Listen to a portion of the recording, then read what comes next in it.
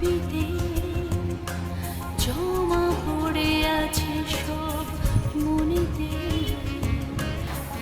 টুকরো টুকরো কত ছবিতে জমা পড়ে আছে সব মনেতে। জমাটে আটা কিছু ভুলে যাওয়া অভিমান, কিছু পাওয়ার স্মৃতিগান, তবু কত পথ চলা মন ভুলে আজ সব বলা। জমাটে আটা জমাটে আটা জমাটে আটা জমাটে আটা। Welcome to NHS। আজকে আপনাদের একটা চায়ের দোকান নিয়ে যাব, একটা চায়ের দোকানের গল্প বলবো।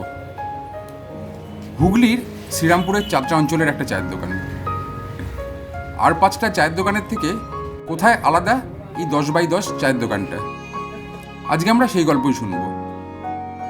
প্রায় 100 বছর আগে থেকে চাত্রা অঞ্চলের এই চায়ের দোকানটি চলে আসছে, কিন্তু সেই অর্থে কোনো ফিক্সড মালিক নেই এই চায়ের দোকানে। এখানকার ক্যাশ বাক্সে কোনো তালা নেই।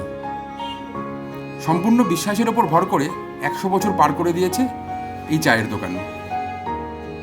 মূলত এলাকার যে বয়স্ক মানুষ তারা চালালেও শনিবার বা রবিবার এলাকার কম বয়সী যারা আছেন, মধ্যবয়স্ক যারা আছেন, তারা তাদের কাজের ফাঁকে সময় বের করে এসে এই দোকানে বসেন, দোকান চালান।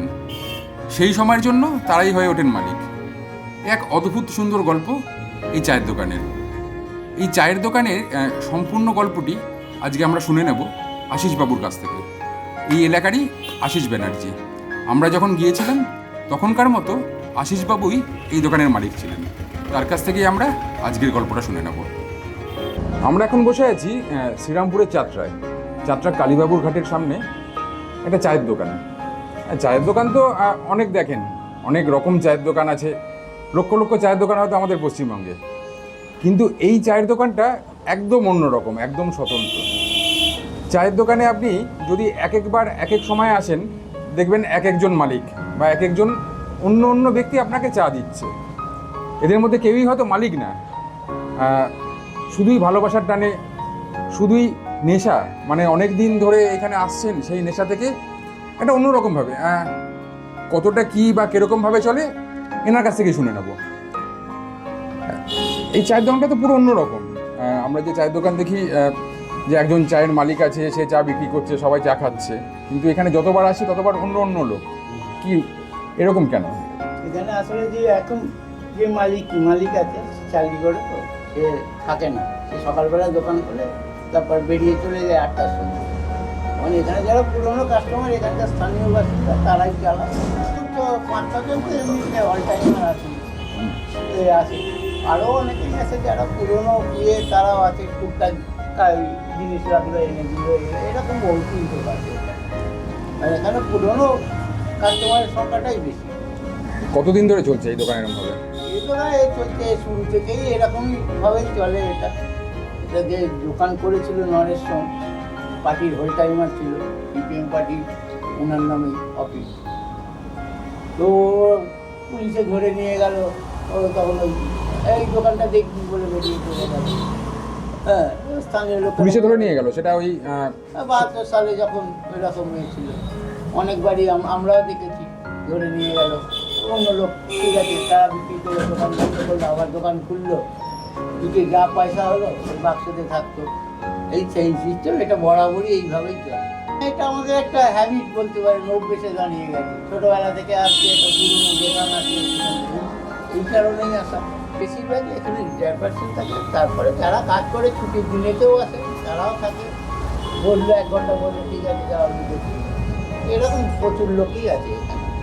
আর যা বিক্রি বাটা হয় সেই পয়সা করি বা ওই বাক্সতে থাকে, ও সন্ধ্যেবেলা মালিক আসে, মালিক বুঝে নেবে, এইভাবেই চলে। এটা কারোর ভাত বিকতে না, এই দোকানটা রোজতে চলে আসে পুরোনো দোকান। এই এলাকার সবচেয়ে পুরোনো চা দোকান এটা, 115-16 বছর হয়ে গেছে। বয় চা দোকানটা বয়।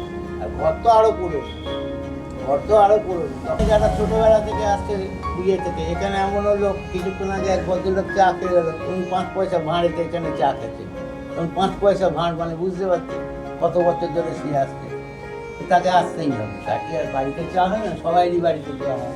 যেহেতু এটা একটা প্রতিষ্ঠানের মতো একটা রয়েছে পুরনো ঘর, এখানে বহুত পুরনো পার্টি সিপিএম পার্টি নেতা চা খেয়ে গেছে, জ্যোতি বসু পর্যন্ত এখানে চা খেয়ে গেছে, তখন মুখ্যমন্ত্রী হয়নি। অমল ভট্টাচার্য, দীনেন ভট্টাচার্য, এরা সব এখানে বসে চা খেয়ে গেছে।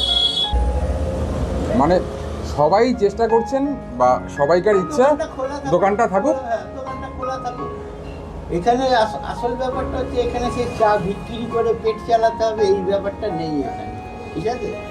একটা প্রতিষ্ঠানকে বাঁচিয়ে রাখা। হ্যাঁ, এটা তো চলছে, এইভাবে চলছে না। এটা টোটাল বিশ্বাসের ওপরেই চলছে, আর কিছু না। আর এটাতে মানে আপনারা যারা রিটায়ার্ড পার্সন আছে তাদের একটু সময়টাও কাটে এবং ভালো সময় কাটে। সময়টা কাটে এখানে আসতেই হয়, সবাই আসে, প্রত্যেকেই একবার না একবার আসবেই এখানে। কেউ বাইরে গেল কোনো কাজে আলাদা কথা, কিন্তু এখানে বাড়িতে থাকবে, এই দোকানে আসবে না, এরকম লোকের সংখ্যাটা খুবই কম। একবার ঘুরে হেঁটে যাবেই এখানে। একটা পুরনো দোকান, আমরা ছোটোবেলা থেকে দোকানটা দেখে আসছি, খেয়েও গেছি এখানেতে, সেই টানটা রয়েই আসি। চা দোকান তো অনেক আছে, আমি এখান ছাড়া তো আমি আরও 10-12খানা চা দোকানে বসে চা খাই। এখানে একবার আসি, এখানে সময় দিই। আজকে কেউ নেই, আমি আছি, কালকে আবার অন্য কেউ থাকবে। সেই লোক ঠিকই থাকে, তারা নিজেরাই চালাবে, যতক্ষণ পারলো চালালো, তারপরে বন্ধ করে দিল, এই দোকান খোলা থাকে।